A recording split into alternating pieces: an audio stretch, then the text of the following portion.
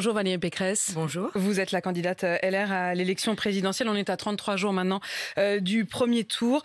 Votre situation, elle est difficile, douloureuse même pourrait-on dire. Le dernier sondage Ellab qui a été publié cette nuit vous donne 10,5% des intentions de vote et vous passez 5e derrière Emmanuel Macron, derrière Marine Le Pen, derrière Jean-Luc Mélenchon ou Éric Zemmour. Qu'est-ce qui ne va pas, Valérie Pécresse ? Je crois qu'aujourd'hui, la guerre en Ukraine écrase tout. Elle écrase cette campagne, elle écrase notamment le débat démocratique qui doit avoir lieu sur l'état de la France.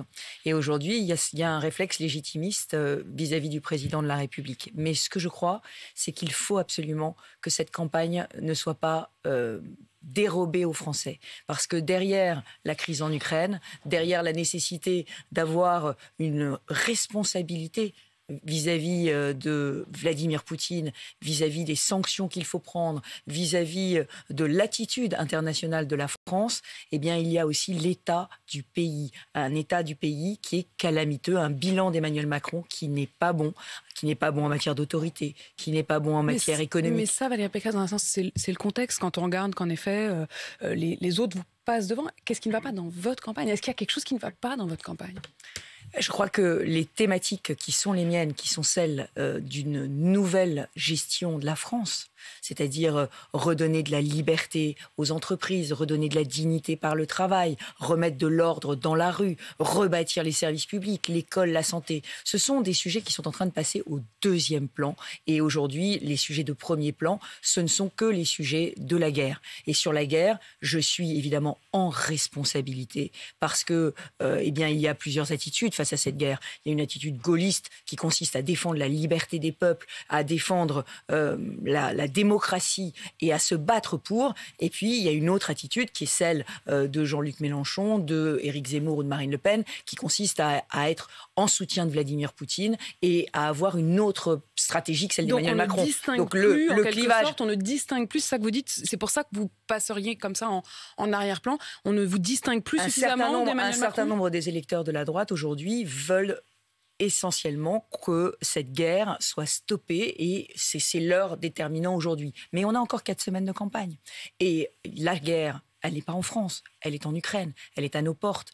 Le sujet des 4 prochaines semaines, c'est qui pour gouverner la France dans les 5 prochaines années. Et le destin de la France est en train de se jouer. Est-ce que demain, nous serons vraiment une grande puissance ? Est-ce qu'Emmanuel Macron a pris les bonnes décisions ces 5 dernières années ? En matière énergétique, on le voit, notre dépendance s'est accrue. On n'est plus une puissance souveraine. Emmanuel Macron a pris toutes les mauvaises décisions. Beaucoup moins dépendant que nos voisins, par exemple. Il a pris toutes les mauvaises décisions. Il a fermé Fessenheim. Il a annoncé la fermeture de 14 réacteurs nucléaires. Et maintenant, il fait volte-face. En matière de sécurité, notre puissance extérieure, elle dépend aussi de notre force intérieure. En matière de sécurité, son bilan est mauvais. 32% de hausse des violences. En matière d'immigration, nous n'avons jamais réussi à réduire les flux migratoires. On va regarder tout ça. Donc, ce que je veux que les Français regardent dans les 4 prochaines semaines, c'est l'état de la France, l'état de l'école, l'état de la santé, et qu'ils changent de président, change de gouvernement.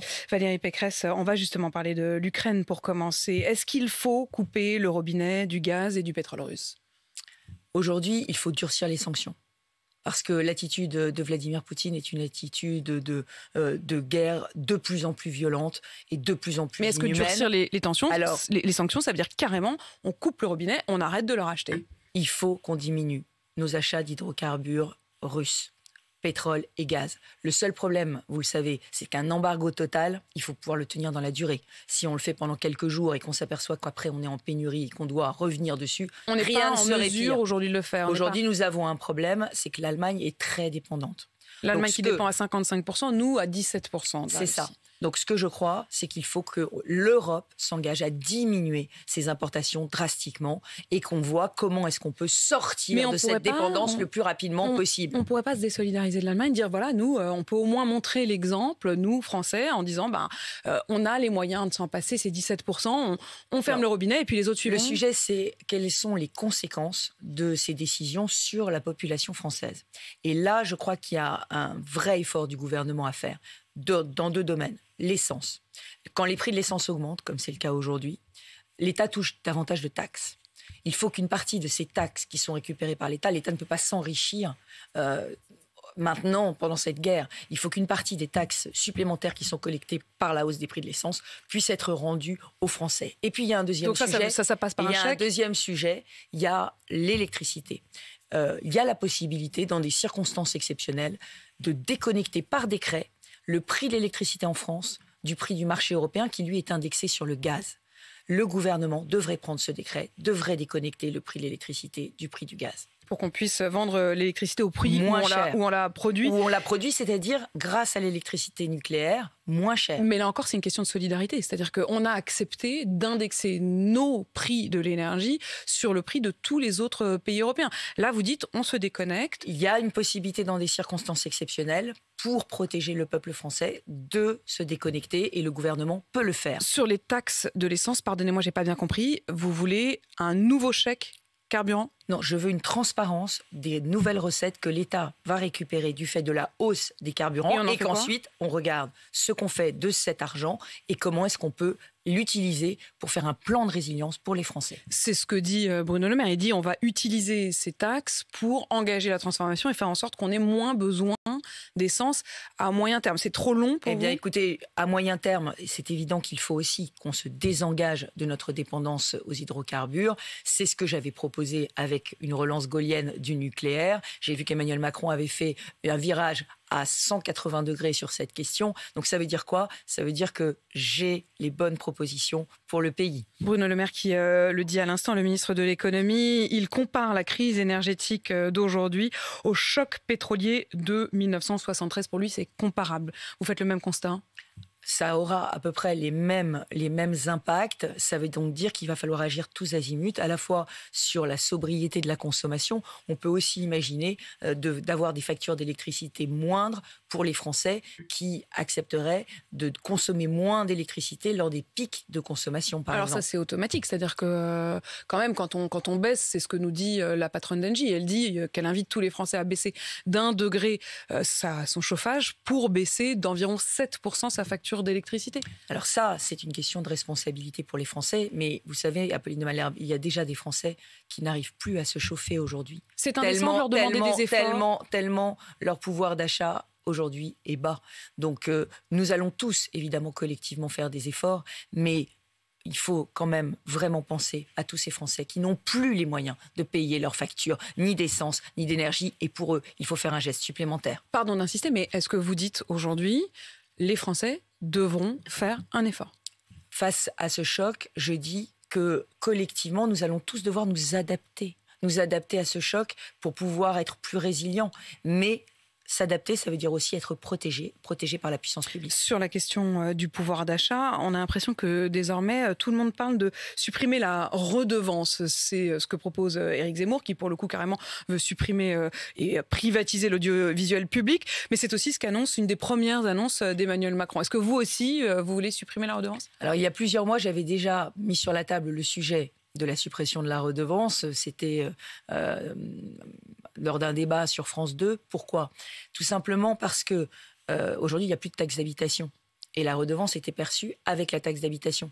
Donc c'est très compliqué d'aller collecter la redevance. Par ailleurs, il y a énormément de nouveaux moyens de regarder la télévision qui ne sont pas des écrans télévisés. Donc cette redevance, c'est une taxe qui a fait son temps, qui est obsolète dans son mode de perception et dans son assise. Mais le problème, c'est est-ce que nous voulons garder un service public ? Est-ce que nous voulons garder une création audiovisuelle française ? Est-ce que nous voulons continuer à être souverains ?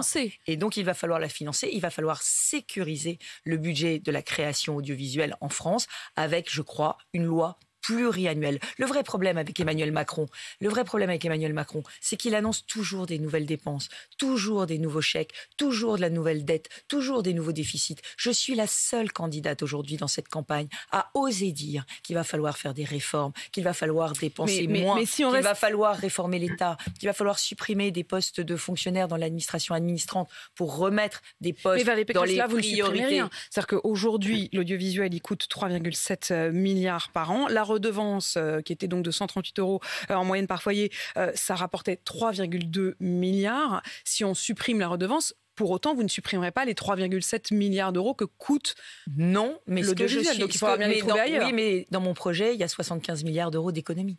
il y a toutes les réformes que la droite avait proposé de faire et qu'Emmanuel Macron n'a pas eu le courage de faire. Il y a la réforme des retraites, vous ne réduirez pas le budget de l'audiovisuel. Il y a la réforme de l'assurance chômage, il y a la réforme de l'État, il y a la décentralisation, il y a la réforme du RSA. Toutes ces réformes dont personne ne parle parce qu'elles sont difficiles. Mais vous dites aussi que vous réduirez des courageuses. Moi, j'ai un programme de courage. Et je suis la seule aujourd'hui à proposer des choses courageuses dans cette campagne. Je vous repose la question, est-ce que vous réduirez le budget de l'audiovisuel ? Je sanctuariserai un budget pour l'audiovisuel public à hauteur de 3,7 milliards garanti pluriannuellement, mais l'audiovisuel public ne sera pas exempt de toute cette revue générale des politiques publiques que je veux faire, c'est-à-dire je veux mieux dépenser. Il y a des économies à faire dans l'audiovisuel public sur l'administration administrante, comme il y en a à faire dans toute la sphère publique. Je le revendique, la performance publique aujourd'hui est aujourd'hui pas suffisante. Et c'est pour ça que nous sommes champions du monde des impôts, Madame de Malherbe, champion du monde des impôts et pas champion du monde des services publics. C'est pour ça que notre école va mal, notre santé va mal, notre justice va mal, parce que l'argent n'est pas mis au bon endroit. Santé et dépendance, grève dans les EHPAD hier. Là encore, c'est une question aussi de service public. Et au fond, ce que nous disent les gens qui travaillent dans les EHPAD et notamment chez Orpea, c'est que en fait, rien n'a changé. Rien n'a changé depuis le scandale, que les personnes âgées sont toujours aussi rationnées, qu'il n'y a pas eu plus d'embauches. Est-ce qu'il faut aller au-delà juste du fait de dénoncer le scandale ? Est-ce qu'il faudrait aller jusqu'à privatiser ces entreprises ou alors au minimum les sortir de la bourse ? Nationaliser, vous voulez dire, parce qu'elles sont privatisées. Nationaliser et les sortir de la bourse. Aujourd'hui, le sujet, c'est faire un vrai cahier des charges pour le fonctionnement des EHPAD. Un vrai cahier des charges avec des indicateurs de qualité d'accueil des résidents. Et avec Philippe Juvin, nous avons travaillé à ce cahier des charges. Et ce cahier des charges, il devra être rendu public. Il a été rendu public, il a commencé à être rendu public hier par le ministre de la Santé. Il a commencé, mais aujourd'hui, ce n'est qu'un début. Il faut qu'il soit rendu public, non pas par le ministre de la Santé, mais par les EHPAD eux-mêmes. C'est-à-dire que les EHPAD publient. Et vous leur ferez confiance ? Et qu'il y ait des contrôles. Vous leur ferez confiance ? Il faut qu'il y ait Est-ce qu'on peut leur faire confiance ? Il faut qu'il y ait des contrôles. Il faut qu'il y ait des contrôles de ces indicateurs. Et quel est le meilleur contrôle ? Vous savez qu'il y a une loi Kouchner qui met les malades dans la gestion des hôpitaux. Il faut une autre loi pour mettre les résidents et leurs familles dans la gestion de ces EHPAD, de façon à ce qu'ils aient accès à toutes ces informations et qu'on contrôle et qu'on sanctionne, bien évidemment. Parce que ceux qui ont fait passer leur profit avant la dignité humaine des résidents, eh bien, ils doivent être sanctionnés de manière exemplaire. J'aimerais vous poser une question sur ce qui se passe en Corse. Des affrontements depuis ce week-end, on en parle à peine évidemment avec le reste de l'actualité, mais enfin ces affrontements sont vifs entre la population et les forces de l'ordre depuis donc la tentative d'assassinat d'Ivan Colonna en prison. Et puis hier, annonce de Jean Castex qui dit que finalement il ne sera plus considéré comme un prisonnier qui demande une particulière signalisation. Il pourra donc revenir sur l'île, à un moment où de toute façon il est entre la vie et la mort et où il est dans un état de coma profond. Est-ce que c'est pas presque une provocation vis-à-vis des Corses, ça ? Moi, j'étais en Corse il y a quelques semaines et j'ai dit qu'il fallait réunir la commission qui devait se prononcer sur le caractère spécialement protégé des auteurs de l'assassinat du préfet Erignac. En état de quasi-mort cérébrale, on lui dit « bah oui, vous pouvez revenir en Corse ». Écoutez, c'est trop tard. Voilà. Qu'est-ce qu'on peut répondre aux Corses pour les apaiser aujourd'hui ? Aujourd'hui, il faut que l'ordre revienne en Corse. Les émeutes ne feront pas revenir Ivan Colonna. Voilà. Emmanuel Macron, candidat, donc, vous n'avez pas eu l'occasion de réagir à ce qu'il a dit, qu'il ne débattrait pas, ni avec vous, ni avec les autres. Il ne débattra pas avec les autres candidats. Il dit que c'est en raison, évidemment, à la fois du contexte, qu'il ne peut pas faire la campagne telle qu'il l'aurait imaginé, mais aussi parce que ses prédécesseurs ne l'avaient pas fait, donc pas de raison qu'il le fasse non plus. Comment vous réagissez à ça ? Je croyais qu'il défendait un nouveau monde, une autre façon de faire de la politique. Et s'il défendait vraiment une autre façon de faire de la politique, il ne la ferait pas comme ses prédécesseurs. Il accepterait, compte tenu justement de ce contexte, qui fait qu'on n'a pas débattu. On n'a pas débattu de son bilan pour l'école, on n'a pas débattu de son bilan en matière de santé, on n'a pas débattu de cette dette abyssale qui va nous laisser. On n'a pas débattu de qui va payer l'addition du quinquennat Macron quand il sera terminé. On n'a pas débattu de l'avenir. Vous auriez aimé pouvoir débattre avec lui. Mais bien évidemment, on souhaitait tous débattre et avoir la possibilité d'argumenter argument contre argument. Parce que vous voyez aujourd'hui, il y a une forme effectivement d'esquive systématique avec un président qui n'annonce que des bonnes nouvelles et qui ne nous dit pas comment tout ça va être financé. Et vous savez, il y a 10 ans, François Fillon avait dit que l'État était en faillite. Aujourd'hui, 10 ans plus tard, nous avons 1000 milliards de dettes supplémentaires. Et tous les jours, on a un président de la République qui nous annonce une dépense de plus. Moi, je suis la seule à avoir le courage de dire qu'il va falloir qu'on dépense moins, qu'on travaille plus, qu'on fasse un certain nombre de réformes courageuses pour remettre le pays sur pied. Et pourquoi je dis ça ?